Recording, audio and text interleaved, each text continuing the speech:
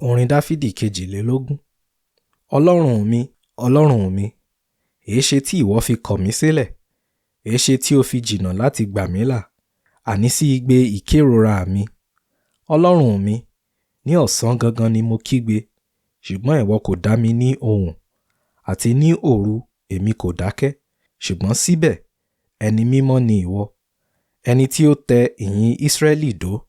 Àwọn baba ńlá wa ní ìgbẹ́kẹ̀lé nínú rẹ, wọ́n ní ìgbẹ́kẹ̀lé, ìwọ sì gbà wọ́n. Ìwọ ni wọ́n sun ẹkún sí, wọ́n sì ní ìgbàlà. Ìwọ ni wọ́n gbẹ́kẹ̀lé, a kò sì dojú tì wọ́n. Ṣùgbọ́n kòkòrò ni mo jẹ́, kì í sì ṣe ènìyàn. Mo di ẹlẹ́gàn àwọn ènìyàn, ẹlẹ́yà àwọn ènìyàn. Ṣùgbọ́n àwọn tí ó rí mi fi mí ṣe ẹlẹ́yà, wọ́n yọ ètè ẹ̀gàn wọn sí mi. Wọ́n sì ń mi orí wọn pé, ó gbẹ́kẹ̀ rẹ̀ lé Olúwa. Jẹ́ kí Olúwa gbà á là, jẹ́ kí ó gbà á là, nítorí pé ó ní ayọ̀ nínú rẹ̀. Síbẹ̀, ìwọ ni ó ti mú mi wá láti inú, ìwọ ni ó mú mi wá láìléwu. Nígbà tí mo rọ̀ mọ́ ọmú ìyá mi, ìwọ ni a fi mí lé lọ́wọ́ láti inú ìyá mi wá. Nígbà tí ìyá mi sì ti bí mi, ìwọ ni Ọlọ́run mi. Má ṣe jìnnà sí mi, nítorí pé ìyọnu súnmọ́ tòsí, kò sì sí ẹnìkan tí yóò ṣe ìrànlọ́wọ́. Ọ̀pọ̀ akọ màálù yí mi ká, àwọn màálù alágbára Báṣánì rọ̀gbà yí mi ká. Wọ́n ya ẹnu wọn sí mi bí kìnnìún tí ń dọdẹ kiri, tí ń ké ramúramù. A dà mí jáde gẹ́gẹ́ bí omi, gbogbo egungun mi ti yẹ̀ kúrò ní oríkèé rẹ̀. Ọkàn mi sì dàbí idà tí ó yọ́ láàrin inú mi. Agbára mi ti gbé mi bí àpáàdì, ahọ́n mi sì tilẹ̀ mọ́ páàrí ẹ̀rẹ̀kẹ́ mi. Ìwọ ti tẹ́ mi sínú eruku ikú, àwọn ajá yí mi ká. Ìjọ àwọn ènìyàn ibi ti ká mi mọ́, wọ́n gún mi lọ́wọ́, wọ́n sì gún mi lẹ́sẹ̀.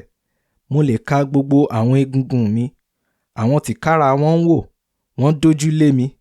Wọ́n pín aṣọ mi láàrin ara wọn, àní lórí aṣọ mi ni wọ́n ṣe gègé. Ṣùgbọ́n ìwọ, Olúwa, má ṣe jìnnà sí mi. Olùrànlọ́wọ́ mi, yára wá fún àtìlẹ́yìn mi. Gba ọkàn mi sílẹ̀ lọ́wọ́ idà, àní ẹ̀mí mi lọ́wọ́ agbára àwọn ajá. Gba ọkàn mi sílẹ̀ lọ́wọ́ kìnnìún, kí o sì gbà mí sílẹ̀ lọ́wọ́ ìwo àgbọ̀nréré. Èmi yóò kéde orúkọ rẹ láàrin arákùnrin àti arábìnrin mi. Nínú ìjọ ni èmi yóò máa yìn ọ́. Ẹ̀yin tí ẹ bẹ̀rù Olúwa, ẹ yìn ín. Gbogbo ẹ̀yin ìran Jákọ́bù, ẹ fi ògo fún un. Ẹ dìde fún tẹ̀rùtẹ̀rù, ẹ̀yin irú ọmọ Ísírẹ́lì. Nítorí pé òun kò ṣátá, bẹ́ẹ̀ ni kò sì kórìíra ìpọ́njú àwọn tí a ní lára, kò sì fi ojú rẹ̀ pamọ́ fún mi. Ṣùgbọ́n ó gbọ́ nígbà tí mo ké pè é. Láti ọ̀dọ̀ rẹ̀ ni ìyìn mi yóò ti wá nínú àjọ ńlá. Ẹ̀jẹ̀ rẹ̀ ni èmi yóò san níwájú àwọn tí ó bẹ̀rù rẹ̀. Tálákà yóò jẹ yóò sì yó, àwọn tí ń wá Olúwa yóò yìn ín. Jẹ́ kí ẹ̀mí rẹ̀ wà láyé títí ayérayé.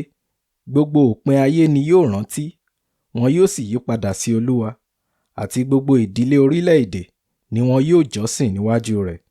Nítorí ìjọba ni ti Olúwa, òun ni ó ń pàṣẹ lórí àwọn orílẹ̀-èdè. Bẹ́ẹ̀ náà ni gbogbo àwọn olówó ayé, wọn yóò ṣe àsè, wọn yóò sì sìn. Gbogbo wọn tí ó wọ inú ilẹ̀ lọ yóò kúnlẹ̀ ní iwájú rẹ̀, àti ẹni tí kò lè pa ọkàn ara rẹ̀ mọ́ ní ààyè, irú ọmọ rẹ̀ yóò sìn. A ó sọ fún àwọn ìran tí ń bọ̀ nípa Olúwa. Wọn yóò polongo òdodo rẹ̀ sí àwọn ọmọ tí a kò tíì bí, wípé òun ni ó ṣe èyí.